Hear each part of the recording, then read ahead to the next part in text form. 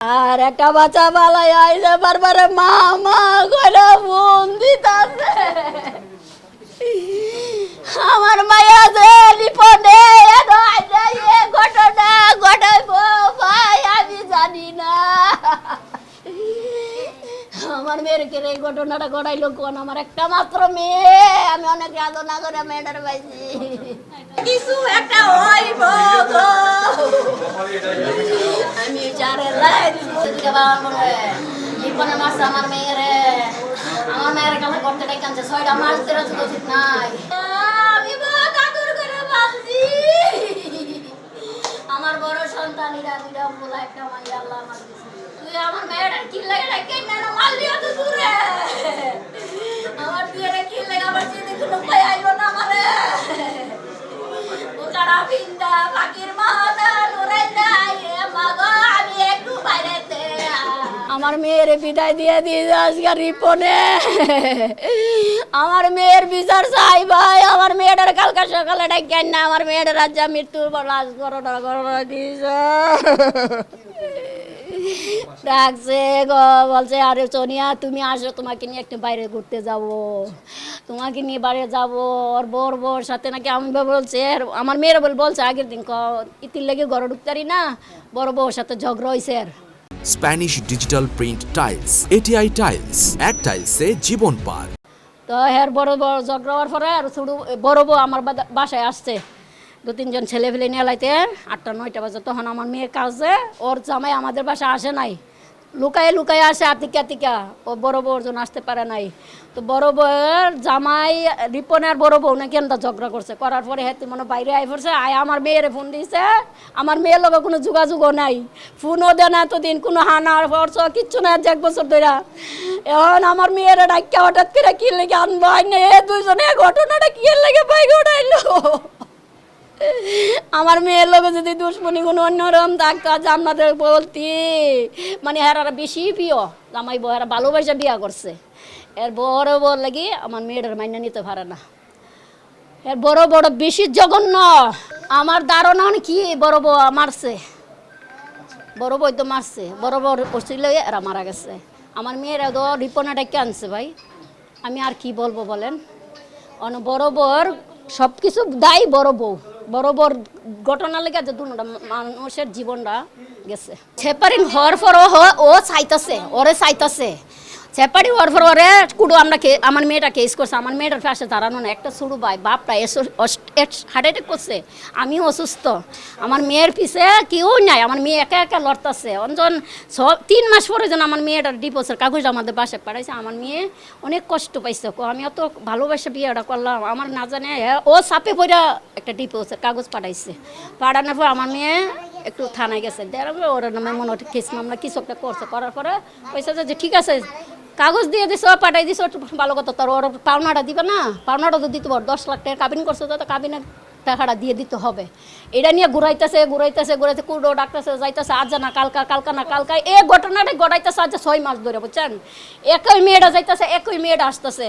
তারপর এই কুরবানি 2 দিন আগে একটা থানার মেজে হাজিরা ছিল, সমাধান কইরা দিব, টাকা পয়সা দিয়ে ওরা দিব। ওরা টাকা পয়সা দেয় না, মেয়েটার জুলাই লাগছে। অনেক কুরবানির কালহা আমার মেয়েটার করতে ডাকেন না। যে ঘটনাটা কেন করলো ভাই আপনারা এটা বিচার করে। কালকে দুপুরে ফোন দিছে, বলতেছে আম্মা আমি কই যাইতেছ সোনিয়া, আম্মা রিপনে ফোন দিছে একটু। তো রিপনের সাথে হেরা লোক এমনি ফোনে যোগাযোগ, এরা মানে জানের মানে ডিপোজ হয়ে গেছে যে দেখাও করে না, কত কোনো থানার মেজে খালি যা যায় দেখাও। তো হ্যাঁ তো মনে হচ্ছে কোনো টাকা পয়সার ব্যাপারে কোনো কিছু ডাকছে। আমি তো আর ওইটা জিজ্ঞাসা করি না, বলছে শুধু আমি রিপনে ফোন দিছে মা আমি একটু বাইরে যাচ্ছি রিপনের সাথে। এতটুকু কয়া বাইরে আইছে জাদু। আর একটা বাচ্চা বালাই আইছে বারবার মা মা করে ফোন দিতাছে। আমার মায়া যে লিপনে ঘটনা ঘটাইব ভাই আমি জানি না। আমার মেয়ের কে এই ঘটনাটা ঘটাইলো কোন? আমার একটা মাত্র মেয়ে, আমি অনেক রাধনা করে মেয়েটার পাইছি। এখন যে মারা গেছে ওনার দ্বিতীয় বিয়ে, তো দ্বিতীয় বিয়ে হয়েছে, এই ঘরের মধ্যে অশান্তি চলতেছে আর কি, বড় বউর সাথে অশান্তি চলতেছে, মানে কেন বিয়ে করছে এগুলো নিয়ে ঝামেলা চলতেছে।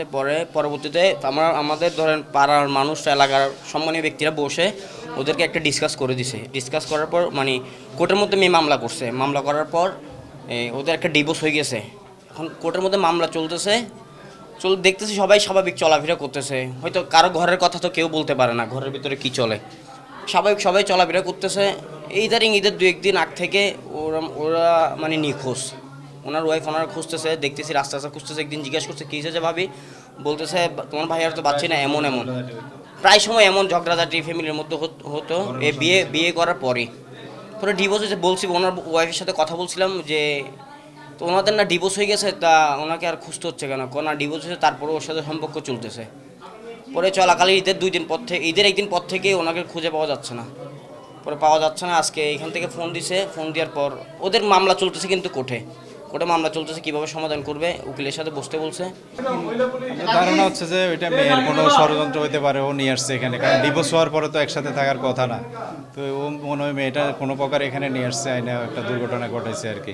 আজকে বেলা প্রায় 10:30টার দিকে আমরা সংবাদ পাই যে ফয়েজ লেক চিড়িয়াখানার গেটস্থ হোটেল রয়্যাল পার্কে একজন পুরুষ এবং একজন মহিলার লাশ রয়েছে। এই সংবাদের ভিত্তিতে আমরা তাৎক্ষণিক এই ঘটনাস্থলে উপস্থিত হয়ে বেলা প্রায় 11টার দিকে আমরা এই হোটেল রয়্যাল পার্কের 4 তলায় 409 নম্বর কক্ষে উপস্থিত হয়ে একজন পুরুষ এবং একজন মহিলার মৃতদেহ দেখতে পাই। তো মহিলাটি বিষ আক্রান্ত ছিল বলে আমাদের কাছে মনে হয়েছে। ওর নাকে মুখে প্রচুর ফেনা নির্গত হচ্ছিল এবং ওই পুরুষটি, তো হোটেল কর্তৃপক্ষের সাথে আলোচনা করে আমরা জানতে পারছি যে তারা এর আগেও ইতিপূর্ব আরও কয়েকবার এই হোটেলে এসে তারা স্বামী স্ত্রী পরিচয়ে রাত্রি যাপন করেছে। পরবর্তীতে তাদের আত্মীয় স্বজনের সাথে আমরা যোগাযোগ করেছি এবং যোগাযোগ করে বিষয়টা জানতে পেরেছি যে তারা প্রকৃতপক্ষে স্বামী স্ত্রী এবং রিপনের এটা দ্বিতীয় স্ত্রী এবং এই যে সোনিও এটা তার দ্বিতীয় স্বামী। তো দুজনেরই দ্বিতীয় বিয়ে। তো তাদের মধ্যে দাম্পত্য কলহ ছিল এবং এই নিয়ে তাদের মধ্যে আদালতে মামলাও চলমান আছে আমরা জানতে পারছি। হ্যাঁ, আমরা অবশ্যই সবগুলা বিষয়ে আমরা তদন্ত করব, প্রতিটা বিষয়ে আমরা অ্যাড্রেস করব এবং দরজা কেন খোলা ছিল, সিসি ক্যামেরা এগুলা ফুটেজ আমরা পর্যালোচনা করব এবং এর আগে পরে কেউ এখানে আসছিল কিনা, সন্দেহভাজন কেউ আসছে কিনা, হ্যাঁ, এবং অন্য কোনো রহস্য আছে কিনা।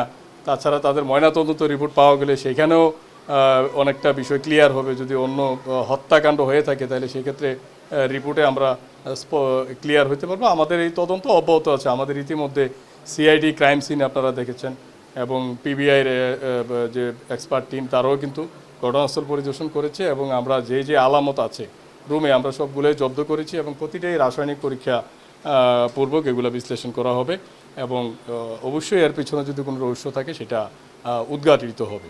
শেষ দিন ওনারা তো কালকে পরশু দিনে আসলো, পরশু দিন 3টায় আসার পর ওনার রুম যাচ্ছে রাত 10টার দিকে অনুমানিক। কালকে আসে, তার আগে রাত 10টায়, কালকে আসে 3টায়। আসার পর রুমে যাওয়ার পরে ওরা আজকে 7টা চেক আউট করার কথা। দেন ওদেরকে যখন ফোন দেওয়া হয় ওদের মোবাইল বন্ধ। ওদেরকে আবার সেম মানে যখন রুমে একদমকে পাঠানো হয়, গিয়ে দেখে আসতে ওনারা ঝুলে অবস্থা, মরণ অবস্থা পড়ে আছে আর কি।